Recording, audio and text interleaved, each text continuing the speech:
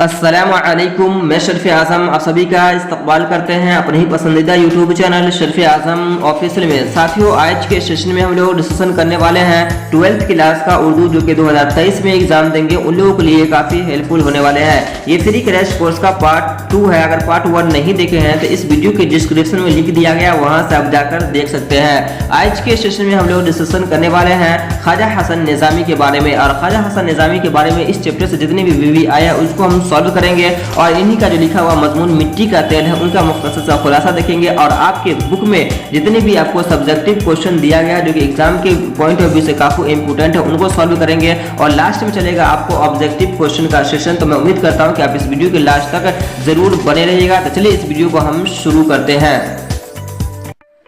ज़्यादातर जो इस चैप्टर से आपको क्वेश्चन देखने को मिलेगा कि पूछा जाता है कि ख्वाजा हसन निज़ामी साहब जो है ये किन के औलाद में से आते हैं। तो ये आते हैं इसहाक के औलाद में से। ये इसहाक कौन थे? तो बाबा फरीदुद्दीन जी, बाबा फरीदुद्दीन के लिए खलीफा थे, दामाद भी थे और खादिम खास भी थे। इससे आपको ये पूछा जाता है। आगे जो पूछा जाता है आपको ख्वाजा हसन निज़ामी साहब की पैदाइश कब हुई थी? तो दिसंबर 1878 ईस्वी को इनकी पैदाइश हुई थी। कहाँ हुई थी? दिल्ली में। दिल्ली की कौन से? इंदौर कोट बस्ती निज़ामुद्दीन औलिया में इनकी पैदाइश हुई थी।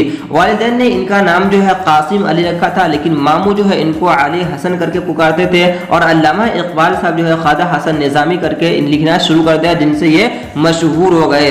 और इनके वालिद साहब का नाम हो जाएगा आपको आशिक अली निज़ामी हो जाएंगे। और इनके वालिदा माजिदा का नाम हो जाएगा सैयदा चहीती बेगम हो जाएंगे। और ये बहुत ही कमसीन थे कि इनके वालिदैन का इंतकाल हो गया। और फिर इनकी परवरिश जो है इनके बड़े भाई सैयद हसन अली शाह ने इनकी किफालत की, यानी इनकी परवरिश की थी। ये तकरीबन 18 बरस के थे कि इनकी शादी हो जाती है इनके अपने ही चचा की बेटी जिनका नाम है हबीब बानो। और फिर इनका इंतकाल होने के बाद जो है दूसरी बीवी से जो शादी करते हैं उनका नाम है सैयदा महमूदा ख्वाजा जी। इनसे इनका निकाह होता है। और ये एक रिसाला भी निकालते हैं जिनका नाम है आपको निज़ामुल मशाइख, जिनका नाम है आपको निज़ामुल मशाइख। ये तकरीबन 200 से ज़्यादा ये किताब लिखे जो कि बिल्कुल ही आसान भाषा में लिखे। ये सहाफ़ी भी लिखे जो है रोज़ना मचे और कलमी चेहरे ये इनके सहाफ़ी है। और ये 1857 के विद्रोह से भी एक किताब लिखे हैं जिनको पढ़कर जो है दिल मचल जाता है।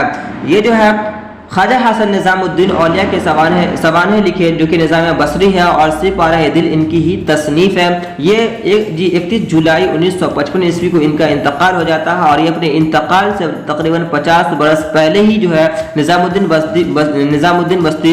बस्ती निज़ामुद्दीन औलिया में जो है ये अपना कब्र बना लेते हैं।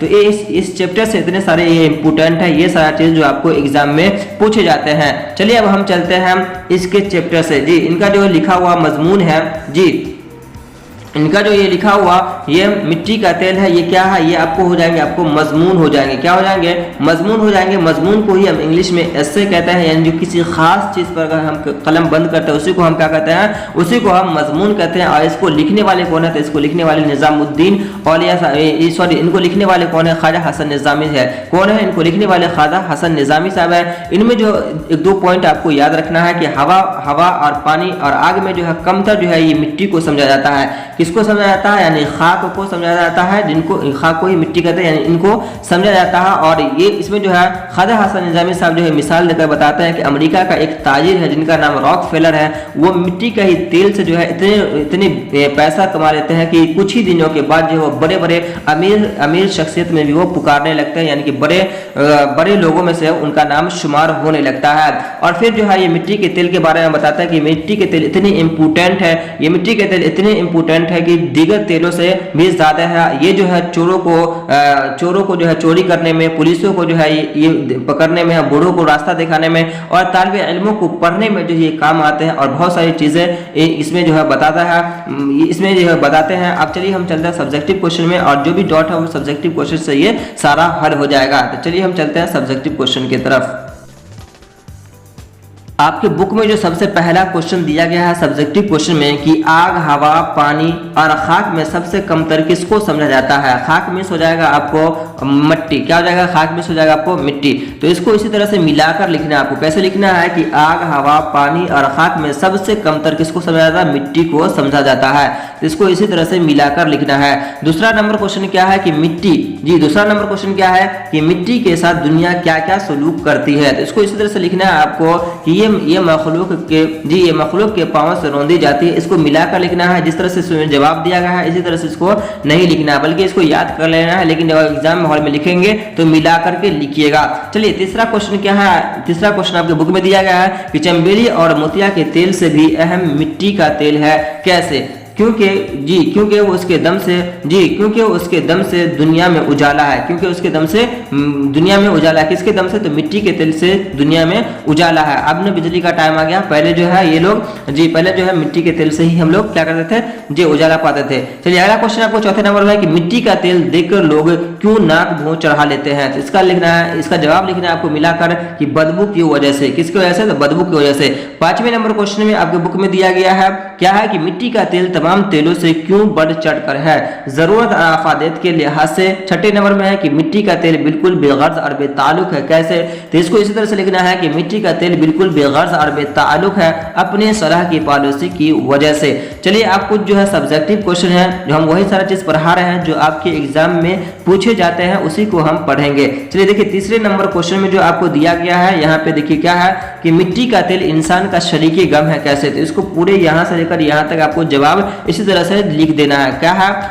क्या है जवाब में कि मिट्टी का तेल इंसान का शरीकी गम है, इस तरह के वह आवाम के हर तबका के मदद और रहनुमाई करता है, जैसे वह गरीब तलबा को अपनी रोशनी में सबक को याद कराता है, बूढ़ों को ठोकरों से बचाता है, उसी तेल की रोशनी में चोर को चोरी करने में मदद करती है और चोर को पकड़ने में पुलिस की भी मदद करती है। जुदाई की रात में जब आशिकों का कोई मौन गम ख्वार नहीं हो रहा, तो मिट्टी का तेल अपने वजूद को जलाकर इंसान का शरीकी गम हो जाता है और उसके लिए बात से तसल्ली होता है। तो इस वाले को इस तरह से पूरे को आप याद कर लीजिएगा, देख लीजिए, इसको पूरे को याद कर लीजिएगा। ये जो है ये भी आपका इंपोर्टेंट है, इससे पूछा जाता है आपको कि रॉकफेलर कौन था और वह दौलतमंद कैसे बना, ये आपको पूछा जाता है।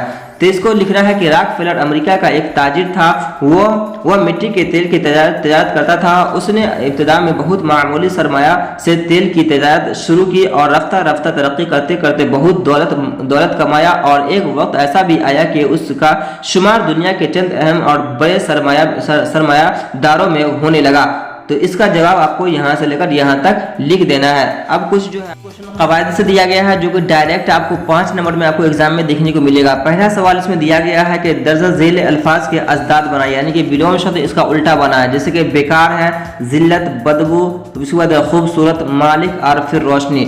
देखिए इसमें क्या कर लीजिएगा, आप जो है अल्फाज लिख लीजिएगा और फिर उसका अजदाद इसी तरह से कॉलम बनाइएगा एग्जाम हॉल में, आप फिर लिखेगा। जैसे यहाँ पर लिखा हुआ बेकार, तो बेकार का हो जाएगा कार, यहाँ पे बेकार का हो जाएगा कार, बदबू का हो जाएगा खुशबू, मालिक का हो जाएगा नौकर और फिर जिल्लत का हो जाएगा इज्जत और खूबसूरत का बदसूरत और रोशनी का फिर तारीकी। यहाँ में ज्यादा नीचे मतलब कि इसके नीचे जो है जगह नहीं था, इसकी वजह से जो है यहाँ पे इसको लिख दिया गया। बाकी आप एक ही कॉलम में जो वहाँ लिखेंगे अल्फाज और एक ही कॉलम में लिखेंगे वहाँ पे अजदाद और फिर उसके बाद सारा चीज को आप लिख देंगे। इसी तरह से यहाँ पे दिया गया आपको, ये डायरेक्ट आपको एग्जाम में आता है। दूसरे नंबर में दिया गया है कि 10 अल्फाज से वाहिद से जमा और जमा से वाहिद बनाइए। तो क्या कीजिएगा, पहले आप जो है वाहिद लिख लीजिएगा, क्या लिख लीजिएगा, वाहिद लिख लीजिएगा और फिर यहाँ पे लिख लीजिएगा आप जमा लिख लीजिएगा और फिर वाहिद में जितने सारे आपको लगता है ये वाहिद है, वाहिद के नीचे वाहिद लिख लीजिएगा और फिर डैश मार के जो है आप एग्जाम में यहाँ पे जमा लिख दीजिएगा। तो इसमें क्या किया गया है, इसमें जो है जो भी मतलब कि वाहिद जमा को सबको मिक्स कर दिया है, तो समझ में नहीं आएगा आपको। देख लीजिए यहाँ पर जो मखलूकात है ना, ये मखलूकात ये क्या है, ये जो है जमा है, क्या है ये जमा है और मखलूकात का क्या होता है, मखलूक होता है, ये वाहिद हो जाएगा। इसी तरह से आपको जो यहाँ पे देखिए सबक दिया गया है और सबक जो है क्या है, वाहिद है, इसका जो जमा होता है असबाक होता है। इसी तरह से मुल्क जो है, ये मुल्क जो है क्या है, वाहिद है और इसका जो जमा यहाँ पे ममालिक दे दिया गया है। और इसी तरह से ताल्लुकात ये जो हो जाएंगे जमा हो जाएंगे, ताल्लुकात का ताल्लुक देखिए कहाँ पर लिखा हुआ है यहाँ पे, तो ये हो जाएंगे आपको वाहिद और फिर तकालीफ जो है ये वाहिद है और इसका जो है जमा हो जाएंगे आपको जी तकालीफ। इसी तरह से ये जो है आमाल ये हो जाएंगे जमा और इसका वाहिद है आपको अमल, क्या है अमल। तो देखिए यहाँ पे जो है इसको मिला के लिख दिया गया है, वाहिद जमा कर दिया है। तो ऐसे नहीं कीजिएगा आप एग्जाम हॉल में, वाहिद को वाहिद की जगह और जमा को जमा की जगह तब उसको लिखिएगा, तो आपका जो है इंशाल्लाह बहुत ही अच्छा नंबर आएगा। और फिर देखिए यहाँ पे कुछ ऐसा अल्फाज दिया गया है जिसका जिन्स आपको जाहिर करना है, यानी कि जिसको बताना है कि वो वाहिद, ये वाहिद, वो जो है मुअन्नस है या फिर मुज़क्कर है। तो देखिए देख लीजिए यहाँ पे क्या है, दर्जा ज़ेर अल्फाज से जुमले बनाकर निस्बत जाहिर कीजिए, यानी कि जो है निस्बत जाहिर करना है, जैसे खुशबू है, शराब, तेल, खाक और फिर मखलूक और ये फिर असर। ये ग्रामर पर्सन का क्वेश्चन है, ये पूछा ही जाता है। तो यहाँ पे देख लीजिए क्या है खुशबू, तो ये खुशबू क्या है, ये मुअन्नस है। तो इसको जुमले में इस्तेमाल करना है कि इत्र की खुशबू अच्छी है, इत्र की क्या है खुशबू अच्छी है। इसी तरह से शराब है, शराब क्या है, ये भी मुअन्नस है। इसको जुमले में इस्तेमाल इस तरह से करना है कि ये शराब पुरानी है, ये शराब पुरानी है। और फिर इसी तरह से जो है देखिए यहाँ पे कुछ अल्फाज दिया गया है जिसे आप देख लीजिएगा, जैसे कि यहाँ पे तेल है, खाक है, मखलूक है और फिर यहाँ पे दिया गया असर। इसको जो है इस तरह से इस जुमला में इसको इस्तेमाल कर लीजिएगा, इसको याद कर लीजिएगा तो ज्यादा बेहतर। अगर नहीं भी याद है, अगर फिर भी अगर आपको पता है कि ये शराब जो है मुअन्नस है, तो किसी पर बैठा कर आप इसका जुमला बना सकते हैं। तो चलिए आप चलते हैं ऑब्जेक्टिव क्वेश्चन जो कि आपको डायरेक्ट एग्जाम में देखने को मिलेगा। सबसे पहला क्वेश्चन है आपको, मिट्टी का तेल किसका मजमून है। जिस भी क्वेश्चन का आंसर आपको पता हो कमेंट करके जरूर बताइएगा। मिट्टी का तेल किसका मजमून है, तो ये हो जाएंगे आपको ख्वाजा हसन निजामी साहब का हो जाएंगे। चलिए दूसरा क्वेश्चन क्या है आपको कि गद्दर, जी गद्दर के वाक़यात को अफसानों और नावलों की शक्ल में किसने पेश किया है, किसने पेश किया है। तो आपको ऑप्शन हो जाएंगे, आपको ऑप्शन बी इज करेक्ट हो जाएगा, यानी कि ख्वाजा हसन निजामी साहब हो जाएंगे। चलिए आपको क्या है तीसरे नंबर में क्या है कि मजमून किस तरह के अदब में शामिल है, मजमून जो है किस तरह के अदब में शामिल है। तो हो जाएंगे गैर अफसानवी हो जाएंगे, अफसानवी नहीं, ये गैर अफसानवी अदब में ये शामिल है, यानी कि ऑप्शन बी इज करेक्ट हो जाएगा। चलिए अगले क्वेश्चन की तरफ चलते हैं। चौथे नंबर में क्या है, किसी खास मौजू पर जो तहरीर कलम बंद की जाए उसे क्या कहते हैं। तो उसे हम क्या कहते हैं, उसे मजमून कहते हैं, उसे क्या कहते हैं, उसे हम मजमून कहते हैं, यानी कि ऑप्शन सी इज करेक्ट हो जाएगा। चलिए अगले क्वेश्चन की तरफ चलते हैं। क्या आपको मुसव्विर फितरत उर्दू के किस नसरी निगार के बारे में इस्तेमाल किया जाता है, जी किसके बारे में इस्तेमाल किया जाता है, जी बताइएगा। तो ये हो जाएंगे ख्वाजा हसन निजामी हो जाएंगे, यानी कि ऑप्शन ए इज करेक्ट हो जाएगा। चलिए अगले क्वेश्चन की तरफ चलते हैं। छठे नंबर में क्या है कि ख्वाजा हसन निजामी की पैदाइश कब हुई थी। जी ख्वाजा हसन निजामी साहब की जो पैदाइश हुई थी वो दिसंबर 1878 ईस्वी को पैदाइश हुई थी, यानी कि ऑप्शन बी इज करेक्ट हो जाएगा। चलिए अगले क्वेश्चन की तरफ चलते हैं। जी क्या है सातवें नंबर में क्या है, ख्वाजा हसन निजामी की पैदाइश कहाँ हुई थी। जी ख्वाजा हसन निजामी साहब की जो पैदाइश हुई थी वो दिल्ली में हुई थी। जी कहाँ हुई थी, दिल्ली में हुई थी। चलिए अगला क्वेश्चन है आपको, जी आठवें नंबर में ख्वाजा हसन निजामी की वफात कब हुई थी। तो ख्वाजा हसन निजामी साहब की जो वफात हुई थी वो आपको 1955 ईस्वी में जो है इनकी वफात हुई थी। चलिए आपको 9वें नंबर में पूछा जा रहा है कि ख्वाजा हसन निजामी कहाँ मदफून है। जी कहाँ मदफून है, चलिए इस क्वेश्चन को देखते हैं। जी बताइएगा क्या हो जाएगा, ये आपको ऑप्शन ए इज करेक्ट हो जाएगा, यानी बस्ती हजरत निजामुद्दीन औलिया में जो है ये मदफून है। 10वें नंबर में आपको दिया गया है कि ख्वाजा हसन निजामी के वालिद का क्या नाम था। जी वालिद का क्या नाम था, तो उनके वालिद का नाम था आपको सैयद आशिक अली था, यानी कि ऑप्शन डी इज करेक्ट हो जाएगा। चलिए अगले क्वेश्चन आपको 11वें नंबर में कि ख्वाजा हसन निजामी की वालिदा का नाम क्या था। तो इनके वालिदा का जो नाम था वो चहीती बेगम था, क्या था, चहीती बेगम, यानी कि ऑप्शन बी इज करेक्ट हो जाएगा। चलिए अगला क्वेश्चन है आपको, जी 12वें नंबर में कि रॉकफेलर कौन थे। तो ये रॉकफेलर जो है ये ताजिर थे, क्या थे, ये ताजिर थे, यानी कि ऑप्शन सी इज करेक्ट हो जाएगा। चलिए अगले क्वेश्चन की तरफ चलते हैं। 13वें नंबर में कि रॉकफेलर का ताल्लुक किस मुल्क से था। तो ये अमेरिका का था, कहाँ का था, या अमेरिका का, यानी कि ऑप्शन डी इज करेक्ट हो जाएगा। चलिए अगले क्वेश्चन की तरफ चलते हैं। 14वें नंबर में क्या है कि रॉकफेलर किस चीज की तिजारत से बेशुमार दौलत का मालिक हुआ।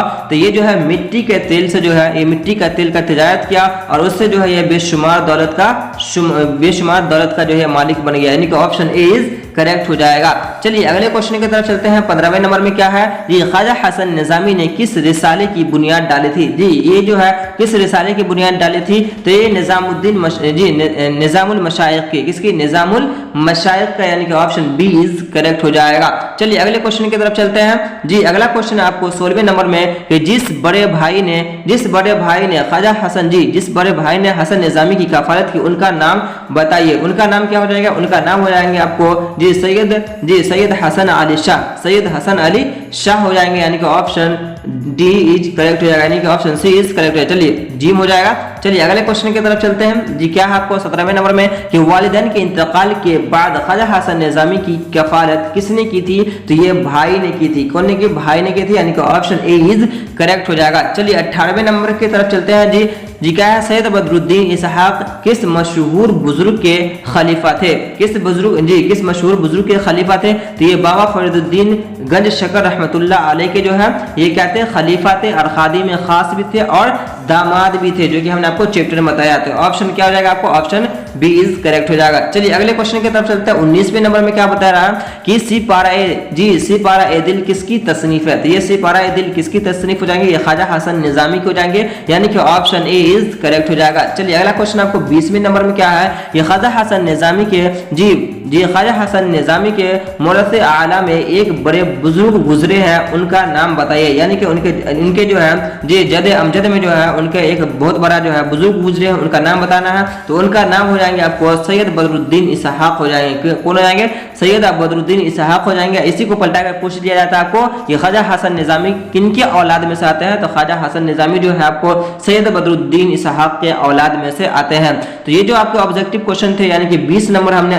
20 ऑब्जेक्टिव आपको पूछा, 20 में से कितना आपको सही है कमेंट करके जरूर बताइएगा। ये वीडियो पसंद है तो लाइक कमेंट से जरूर कीजिएगा। और ये वीडियो आपको डेली जो है मॉर्निंग में 8 बजे देखने को मिलेगा। और इसी तरह 12th का जो है 10th का जो है आपको 10th वाले का जो है आपको 10th वाले को आपको शाम में जो है 7 बजे डेली आपको देखने को मिलेगा। तो मैं उम्मीद करता हूँ कि ये वीडियो पसंद है तो लाइक कमेंट से जरूर कीजिए। मिलते हैं नेक्स्ट वीडियो, तब तक के लिए जज़ाकल्लाह खैरन जज़ा।